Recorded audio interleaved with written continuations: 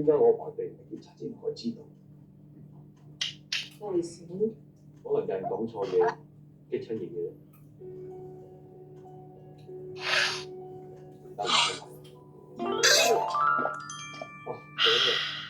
張老先生早前喺我同埋佢主診醫生作出標準嘅指證之後，或者同佢同事，張老先生早前發現佢自己嘅身體生理狀況，呢個希望一旦佢嘅精神或者係身體精神，令至佢能夠作出理性嘅判斷同埋決定，將會委託專人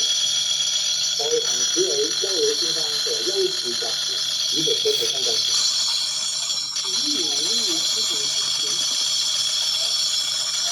我覺得這個是本人優項嘅於康樂生律師、顧家文醫生並驗證之後，特此證明，一旦本人優項嘅之精神以至身體狀況出現問題，令之未能處理本人優項嘅作為優次集團主席之日常職務，將委託以下人士代行本人優項嘅優次集團一切相關事務。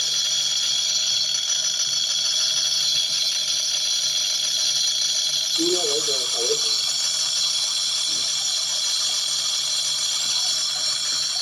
友係邱浩女士。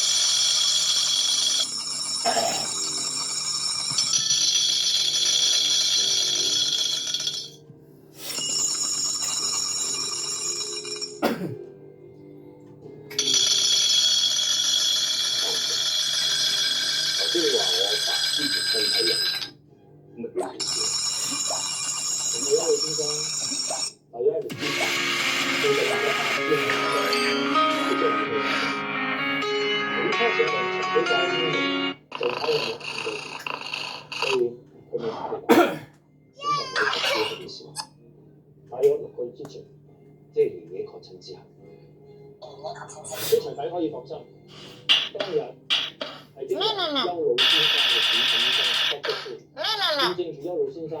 嘅認知同判斷能力嘅問題，佢哋正式宣布邱老先生喺委託之後正式簽署嘅。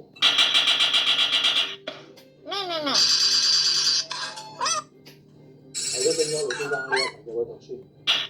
正式交到出嚟嘅手上。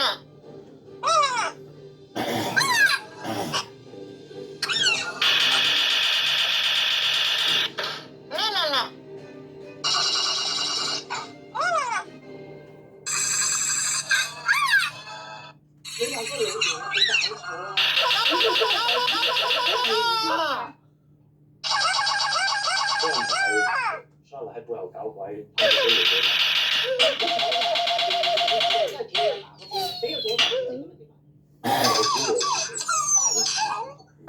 喺董事嗰日一樣有鬼。咁即係話，就算所有嘅以前嘅通過，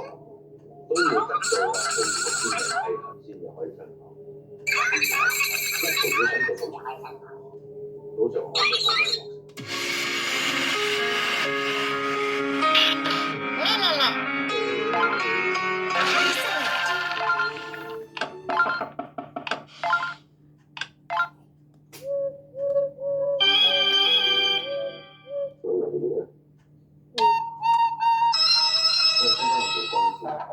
我哋有呢個懷疑，當我哋先生先俾同佢託書嘅時候，有啲咩情況？其實你都但係據我所知，喺我爺爺簽呢份委託書嘅時候，